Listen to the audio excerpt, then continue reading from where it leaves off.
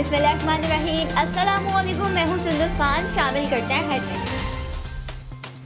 उम्र के बाद मस्जिदुल हराम भी बंद। सऊदी हुकाम ने खाने काबा से मुल्हिका सहन को ज़ायरीन और नमाजियों से खाली करा कर बंद कर दिया गया। मुताफ में तवाफ रुक गया। ज़राए के मुताबिक मस्जिदुल हराम को स्प्रे के लिए बंद किया गया। मैट्रिक बोर्ड नहुम और दहुम जमात रेगुलर के एडमिट कार्ड जारी करने का ऐलान। सानवी तालीमी बोर्ड कराची के चेयरमैन प्रोफेसर डॉक्टर सईदुद्दीन ने नोटिफिकेशन जारी कर दिया।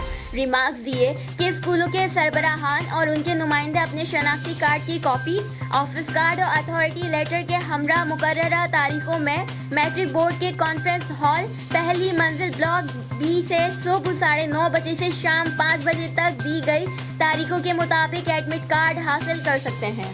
तफसीलात के मुताबिक 5 मार्च को न्यू कराची, नॉर्थ नाजमाबाद, गुलबर्ग, लियाकताबाद, 6 मार्च को जमशेद टाउन, गुलशन इकबाल, 7 मार्च को शाह फैसल कॉलोनी, मलिर बिन कासिम, लांडी और 9 मार्च को कोरंगी, सदर, लियारी, किमाड़ी, कोरंगी, बल्दिया और गिडाब हासिल कर सकते हैं।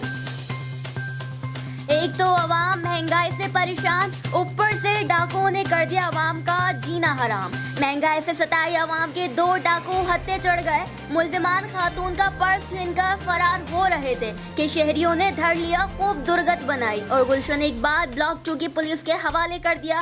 पर्स छीनने के दौरान खातून और उनका बेटा बाइक से गिरकर जख्मी हो गए। मुल्जिमान के खिलाफ मुकदमा दर्ज।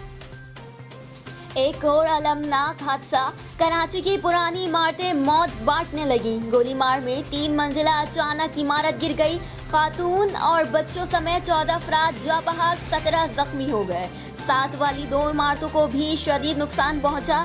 हादसे के वक्त मकीन इमारत में ही मौजूद थे। अहले इलाका के मुताबिक SBCA की मिली भगत से 74 गज के मकान पर गैर कानूनी तामीरात की गई।